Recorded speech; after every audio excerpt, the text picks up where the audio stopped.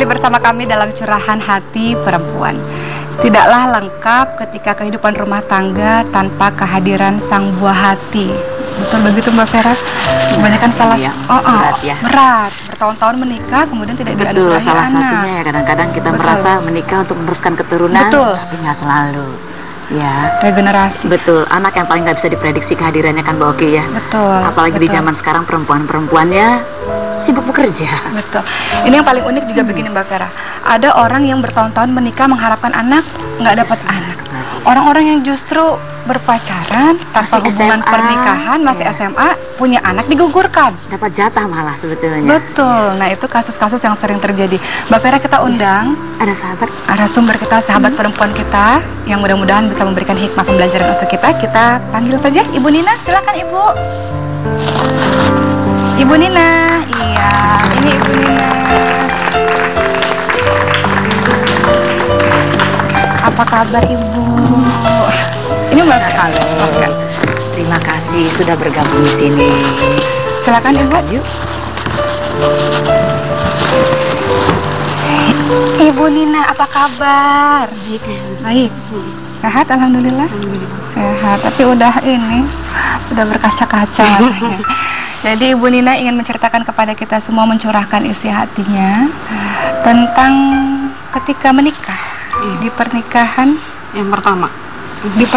yang pertama menikah, kemudian disuruh menggugurkan kandungan oleh sang suami sendiri. Boleh diceritakan Bu kisahnya?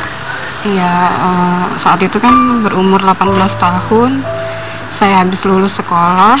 Orang tua saya menyuruh untuk menikah karena kebetulan kita sudah berpacaran cukup lama.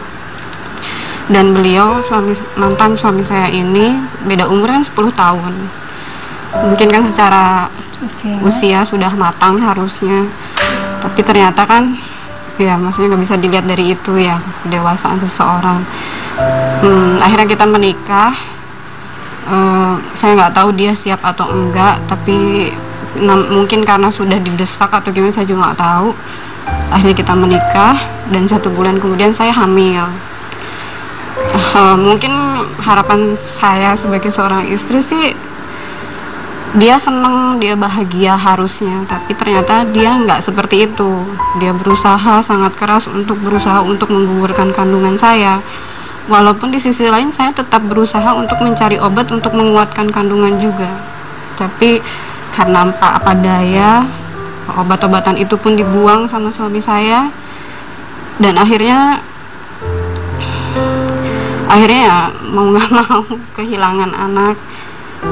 Ya Pak, saya nggak pengen dia pergi, maksud saya nggak pengen anak itu pergi. Kenapa? Saya tahu kalau saya kehilangan anak itu pasti saya akan bisa jadi saya ditinggal. Dan ternyata benar, setelah anak itu keluar, suami saya berpamitan pergi. Dalam artian keguguran ya Bu? Iya.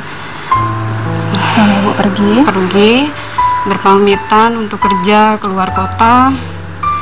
Saya pikir ya sudah, saya menunggu, tapi ternyata nggak lama orang tua saya datang menjemput untuk menyuruh membereskan baju-baju saya untuk pulang ke rumah. Disitulah saya baru tahu ternyata sebelum dia berangkat berpamitan sama saya, dia sudah mentalak saya dan menceraikan saya. Dan selang beberapa waktu kemudian, tiba-tiba mungkin ada sekitar 1 tahun kemudian, ada perempuan yang menangis datang ke ibu saya minta maaf karena dia sudah menjadi duri dalam daging, istilahnya menggoda suami saya. Dan dia juga ditinggal begitu aja karena hamil juga, nggak dinikahin, digugurkan kandungannya, ditinggal pula gitu. Baik, selanjutnya setelah kejadian itu 1 tahun berselang, kemudian 1 tahun berselang, saya sebelumnya kan karena saya masih muda, udah punya status janda yang tidak enak itu. Ada tetangga saya yang entah apa maksudnya, mungkin dipikir saya perempuan gak bener atau gimana. Beliau tiba-tiba memanggil saya, diajak ke satu masih deket-deket rumah juga, tempat satu bangunan belum jadi. Tiba-tiba dia megang-megang, gerayangi Untung waktu itu saya langsung teriak dan lari. Karena trauma itu tadi, akhirnya saya memutuskan untuk pergi dari kampung tempat saya tinggal untuk ikut kakak saya. Dan disitulah, di tempat yang baru ini, saya ketemu sama suami saya yang kedua. Baik, setelah Ibu ketemu dengan sang laki-laki ini, kemudian Ibu menikah. Tidak beberapa lama kemudian menikah dengan laki-laki. Iya. Kemudian yang terjadi dalam rumah tangga, Bu? Saya nggak tahu ya apa yang membuat saya tahu dia mencintai saya. Bahkan dia posesif dan pencemburu. Bahkan bisa sangat kasar secara verbal, secara fisik, main tangan, ditampar, disiram, ditendang, atau kaki sampai ke muka itu udah pernah saya rasain. Dan ya walaupun itu karena cemburu, karena keposesifannya dia, tapi saya kadang-kadang merasa sepertinya suami saya mencintai tapi tidak ikhlas menerima saya dan masa lalu saya. Ketika beliau cemburu, Suami Anda tidak ikhlas, maksudnya? Jadi dia hanya mencintai saja, tapi dia tidak bisa menerima background, maksudnya masa lalu saya gitu. baik, cemburu dalam hal apa nih, Bu? Sampai harus disiram, ditendang? Cemburu apa aja, misalnya saya kerja, saya lagi ngobrol sama teman kerja, itu bisa buat dia marah. Atau apa aja ya, misalnya saya memuji seseorang, itu juga bisa jadi masalah. Pokoknya, tapi semua itu saya terima karena saya merasa itu karena dia terlalu sayang sama saya, terlalu cinta, terlalu sayang. Saya terima aja begitu. Jadi Ibu dipukulin, Ibu ditendang, Ibu disiram air, Ibu diam aja? Iya. Anda terima ya?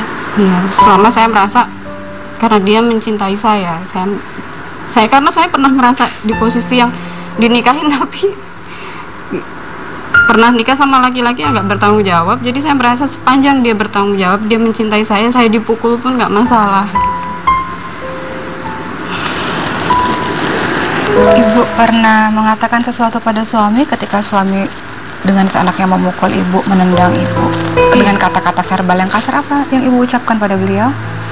Saya bilang, kamu hanya cinta sama saya, tapi kamu nggak ikhlas nerima saya dan masa lalu saya.